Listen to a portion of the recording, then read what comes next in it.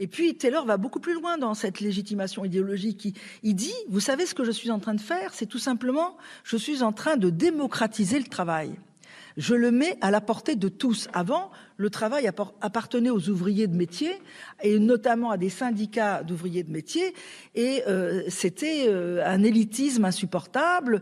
Et grâce à moi, n'importe qui peut trouver sa place et gagner dignement sa vie dans les entreprises américaines. Et c'était la période d'ailleurs où il y avait beaucoup d'immigrés qui venaient du nord de l'Europe et de l'Irlande, qui fuyaient une famine agricole et qui débarquaient à Ellis Island. Et Taylor dit, grâce à moi, tous ces malheureux vont pouvoir gagner dignement leur vie et s'embaucher dans les entreprises où ils seront extrêmement efficaces et contribueront au bonheur de la nation puisqu'ils permettront de produire tous les biens nécessaires aux citoyens américains. Voilà.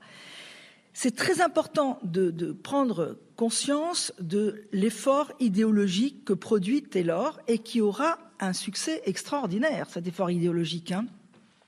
Il faut voir que nombre de penseurs de gauche ont été convaincus aux États-Unis à l'époque que l'organisation dite scientifique du travail ou l'organisation dite rationnelle du travail était la meilleure et qu'il n'avait pas lieu de la contester, qu'il n'y avait pas lieu de la mettre en cause, de la mettre en question. Alors, les esprits de gauche disaient, enfin les gens qui étaient de gauche disaient, bien sûr qu'il faut mener la bataille, mais la bataille est à mener du côté de la redistribution des richesses produites grâce à cette organisation du travail qui est effectivement scientifique, sur laquelle il n'y a rien à dire. Elle est rationnelle, elle est la meilleure, elle permet d'augmenter la productivité de façon spectaculaire. On ne peut pas la contester.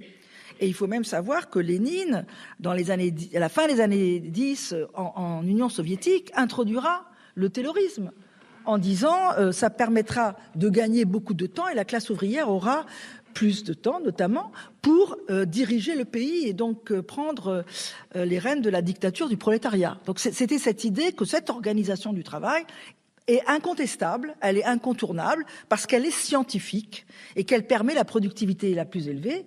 Et du coup, après, on peut se bagarrer pour savoir combien il faut payer les ouvriers, quelle est la répartition entre les profits et les revenus des ouvriers. Mais voilà, l'idée que c'était véritablement une démarche scientifique, raisonnée et profitable du point de vue des intérêts communs de la nation, c'était quelque chose que Taylor avait réussi à valider aux États-Unis à cette époque.